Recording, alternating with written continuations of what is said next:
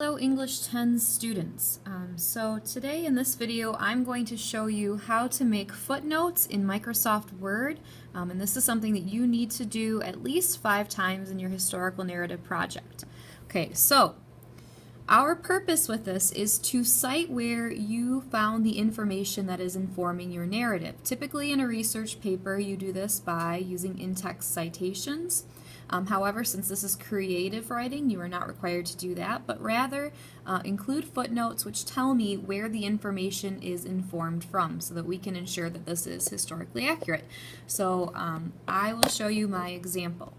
Pretending that I am writing a historical narrative set in the Great Depression, I did some research and using the University of Delaware database, I found this letter to Eleanor Roosevelt asking for baby clothes, and this woman is sending her wedding rings in hope that Eleanor Roosevelt will send family essentials. So she's asking for clothing for her children. So this is my primary source. This is a real document.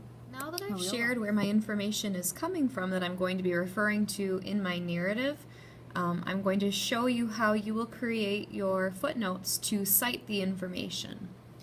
Okay, so this is a sample passage that I wrote about a family during the Great Depression. So Thomas and I have been struggling since he lost his job.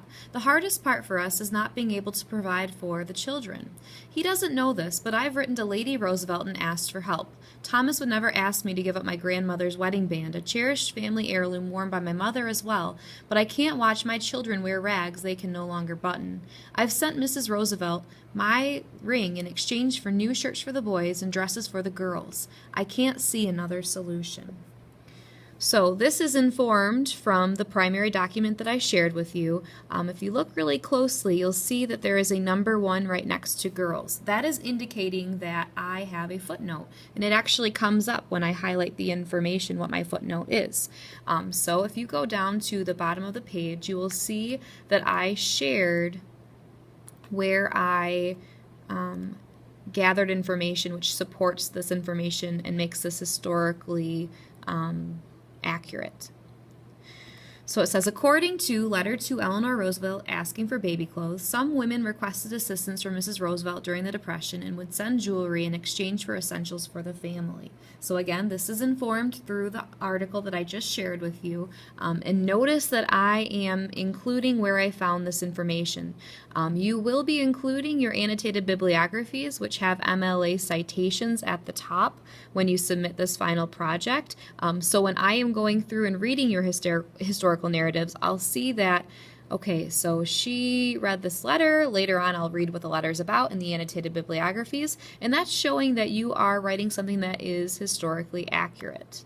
To insert a footnote, what you will do is you'll select where you would like to include the footnote. So let's say that I wanted to insert something right here after help. So that's saying that, okay, this was informed through one of my citations. I want to give credit to the author of that article. I will go to references. So at the top of Microsoft Word, I'll click footnote, insert footnote, and then you'll notice that a number will appear.